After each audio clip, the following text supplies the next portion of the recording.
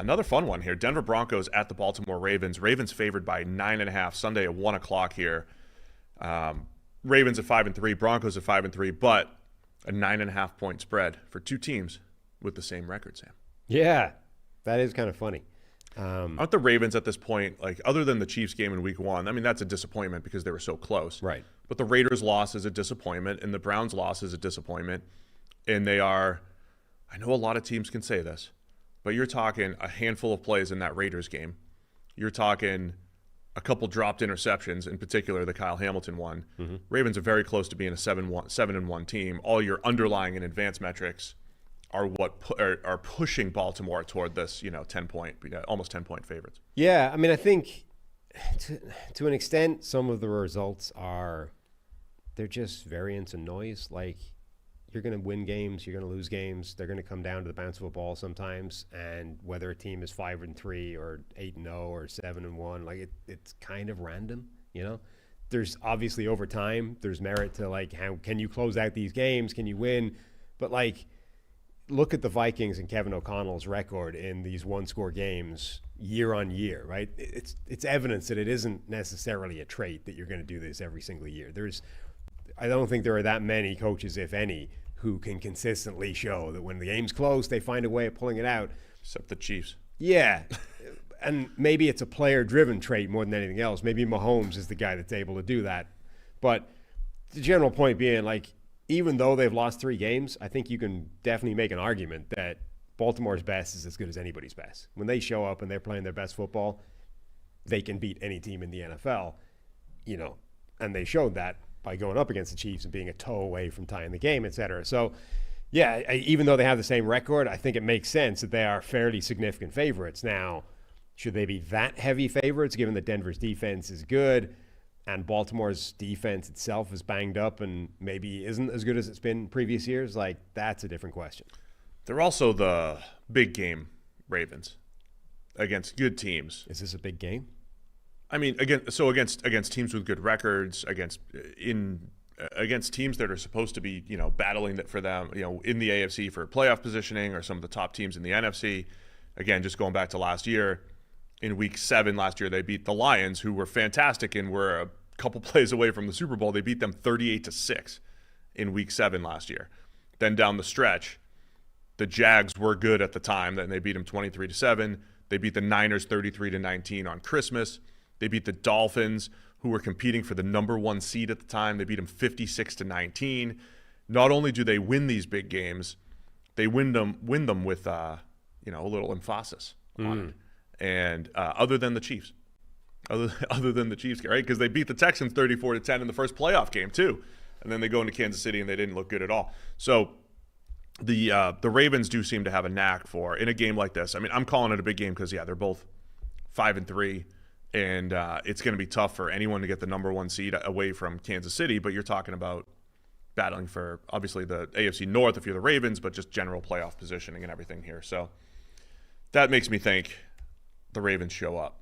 And a lot of the analysis is like, hey, they disappointed against a 1-win Cleveland team and a 2-win Raiders team. But against the better teams, the Ravens usually bring their best. Yeah. I mean, I'm curious, though, whether Denver even falls into that category.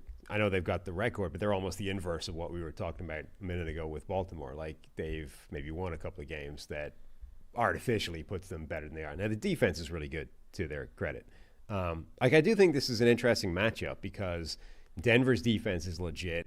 Baltimore's offense is fantastic. The only real weakness, potentially, is bits of the offensive line that aren't necessarily great. Rookie right tackle. Like, they can be gotten after in certain areas. And then where the weakness, it's like strong on strong and then weak on weak, depending on which side of the ball you're looking at. Well, the interesting dynamic here, relative terms, yeah, not like right. Baltimore's defense doesn't suck. It's just that they do have some holes pass defense wise. Yeah, that has been far weaker than it's been in recent years. Denver, using PFF's EPA numbers, Denver's got the lowest EPA per play against defensively, number 6 against the run. Their pass rush, I know Zach Allen has, top 5 pressures or wherever he ranks. I posted it this week. He's in the top 5, somewhere up there for the Broncos. But it is kind of a mix of a whole bunch of players getting pressure. They'll bring an extra guy here and there. They do create havoc for opposing quarterbacks. They do have the ingredients to perhaps slow down this Ravens offense a little bit. No, I think they do. Like, that's what I'm saying. I think their defense can actually have a good shot at slowing down this Ravens offense. And then the flip side is I think their offense, Denver's offense, might actually be able to get things going against the Ravens defense that does have some weaknesses and can be attacked, particularly in the passing game. Like, the area where you would be concerned about Denver in any given week, is Bo Nix going to go back into his shell and just have one of those games where they can't move the ball? I think you have less concern about that against this Baltimore secondary than you would normally have because they're banged up. They haven't been playing that well anyway. Bo Nix, if you do the, break up the season, 3 out of his first 4 games, PFF grades in the 40s with one good game in there. Last few games, much better. Coming off of his highest graded game, it was against Carolina.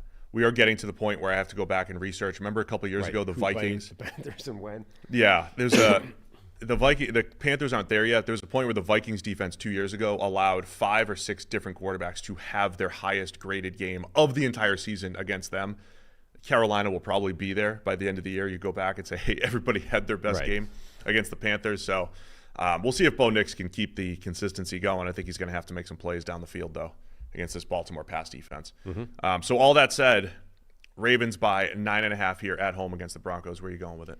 I am going to go with Denver to keep it within 9.5 points. I do feel like Baltimore win. I feel like it might be reasonably comfortable, but 9.5 is a lot. My first instincts were Denver. I've convinced myself to go back to Baltimore here, that they're going to bring their best against Denver. Again, I think the Broncos have what it takes to keep it close. Harry's going to take the Broncos here. Just a reminder for some of the Ravens fans in the comments over the last few weeks, we're picking against the spread here. We're not picking against your team. Sam's not picking against your team. He said the Ravens are going to win. Now, you also complained last year we picked against the Ravens. And we were right. They lost against the underdog Browns. Just reminded you. Right. Not picking against your team, picking against the spread here. So you're taking Denver. I'll take Baltimore. Harry will take Denver. Thanks for watching all the way to the end of our video. For more great content, click here to subscribe and here to watch another video. We'll see you again soon.